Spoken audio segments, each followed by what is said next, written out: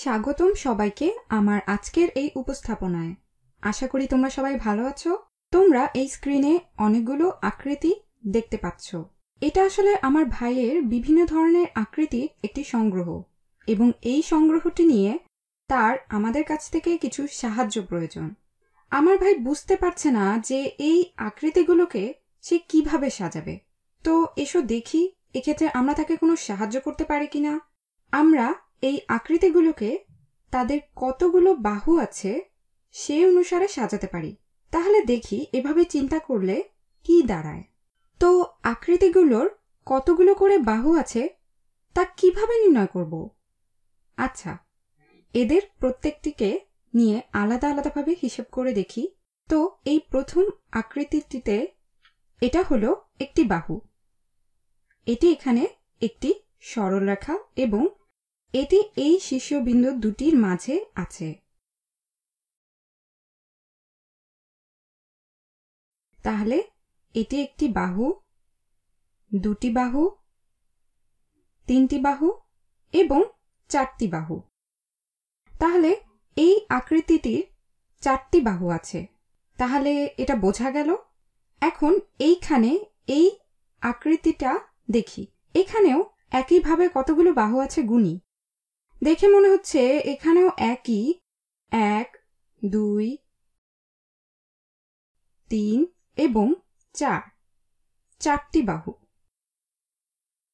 এখন এটির ক্ষেত্রে কি হবে? আচ্ছা, এখানে এটার ক্ষেত্রে একটি মজার ব্যাপার আছে। এখানের এই আকৃতির আসলে কোনো বাহু নেই, এখানে কোনো সরল রেখা নেই, এই পুরোটাই বক্ররেখা। অর্থাৎ এর কোনো শীর্ষবিন্দুও নেই, তার মানে এর কোনো বাহুও নেই। তাহলে আমি বলবো যে এর 0টি বাহু রয়েছে। এটাকে আরেকটু পরিষ্কার করে লিখি। আমার পরিষ্কার করে লিখতে আসলে ভালো লাগে। আচ্ছা, 0টি বাহু এবং 0টি শীর্ষবিন্দু। আমি সবগুলোর জন্যই এটি লিখি। এটির 4টি বাহু রয়েছে আর আমরা শীর্ষবিন্দুগুলোকেও গুনতে পারি 1, যেখানে বাহুগুলো মিলিত হচ্ছে। তো 1, 2, 3, 4টি শীর্ষবিন্দু। এখানের এই আকৃতিটিরও 4টি বাহু রয়েছে, আমরা সেটা আগেই গুনেছি।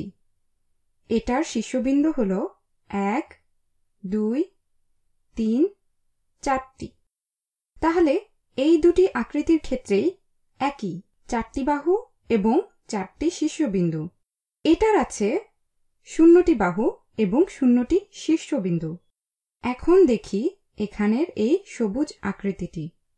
1টি, 2টি, 3টি এবং 4টি বাহু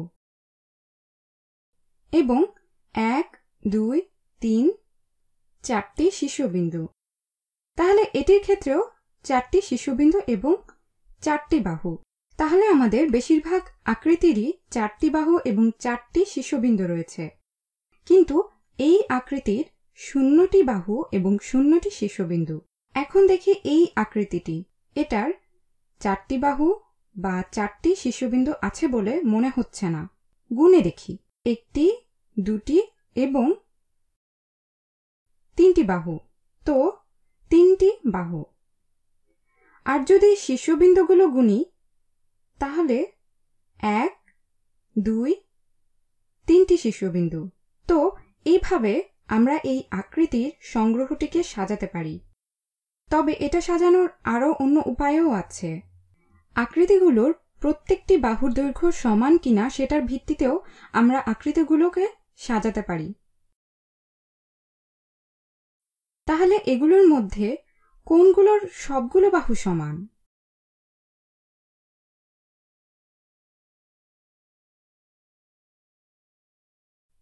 এসো দেখি। প্রথমে এটার দিকে লক্ষ্য করি।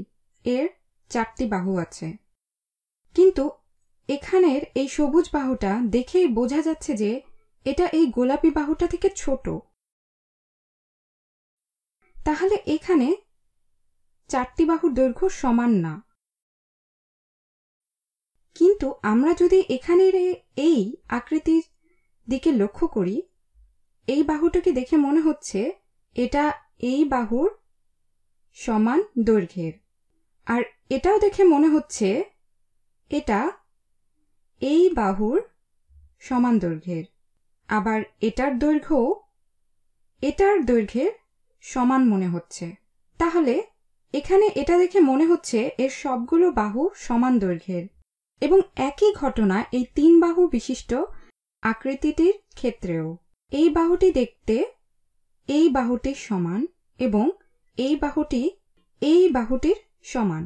আচ্ছা, তাহলে আমরা এখানে আরেকটি উপায় জেনে গেলাম আকৃতিগুলোকে সাজানোর। আশা করি এটা আমার ভাইয়ের কাজে লাগবে। ধন্যবাদ সবাইকে।